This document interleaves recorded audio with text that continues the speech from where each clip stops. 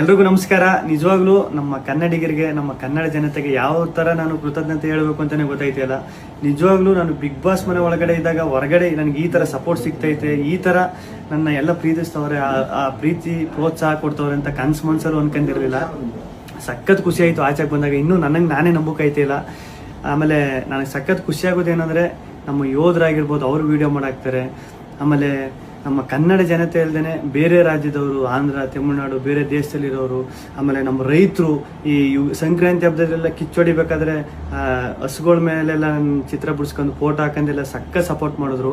ಆಮೇಲೆ ನಮ್ಮ auto drivers stickers ಎಲ್ಲ ಹಾಕೊಂಡು, ಆಮೇಲೆ ಪಾಪ ಈ ಟ್ಯಾಟೋ ಹಾಕೊಂಡು, ಅವ್ರು ಯಾರು ಅಂತಲೇ ಗೊತ್ತಿಲ್ಲ ಪಾಪ, ಟ್ಯಾಟೋ ಎಲ್ಲ ಹಾಕೊಂಡು ಅಷ್ಟೊಂದು ಪ್ರೀತಿ ತೋರಿಸಿದ್ರು.